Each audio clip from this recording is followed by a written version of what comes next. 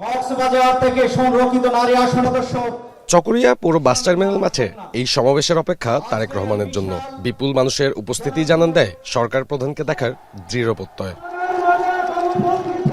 অপেক্ষার প্রহর শেষে পরন্ত বিকেল গড়িয়ে সন্ধ্যা, বিপুল সমাবেশের ঢেউ ভেঙে সস্ত্রীক মঞ্চে আসেন প্রধানমন্ত্রী।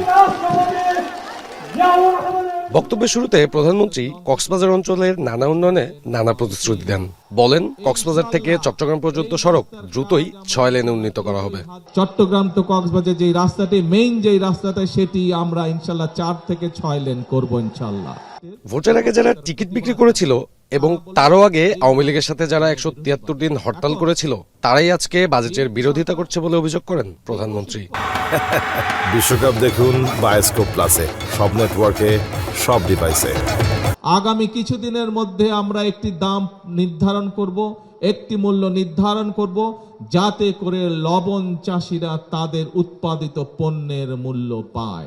ফ্যামিলি কার্ড, কৃষক কার্ড সহ সরকারের বিভিন্ন কর্মসূচির কথা উল্লেখ করে সরকার প্রধান বলেন, এগুলোই আই হ্যাভ এ প্ল্যানের অংশ। জনগণের কাছে বিভিন্ন টিকিট বিক্রি করতো, শুনেছেন না, দেখেছিলেন না? হ্যাঁ, এখন আর টিকিট বিক্রি করে? এখন আর টিকিটের কথা বলে? কেন বলে না?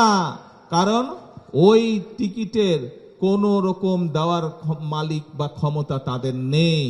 তারা জনগণকে ঠকিয়ে শুধু জনগণের ভোটটা নিতে চেয়েছিল, জনগণকে বিভ্রান্ত করতে চেয়েছিল। সব অপশক্তির বিরুদ্ধে সবাইকে সতর্ক থাকার কথা বলে নতুন স্লোগানে সমাবেশ মুখর করেন তারেক রহমান। মাতামুহুরী ও পাহাড় ঘেঁষা কক্সবাজারের প্রবেশদ্বার চকরিয়ার এই সমাবেশ থেকে রাষ্ট্রপ্রধান স্পষ্ট বার্তা দিলেন, বিভ্রান্ত না হয়ে সতর্ক থাকার। আর এই জনপদের মানুষের প্রত্যাশা, আগামীর বাংলাদেশ বিনির্মাণের পাশাপাশি প্রান্তিক জনগোষ্ঠীর জীবনমান উন্নয়নে জোর দিবে তারেক রহমানের সরকার। সাব্বির রোজ, এখন, চকরিয়া, কক্সবাজার।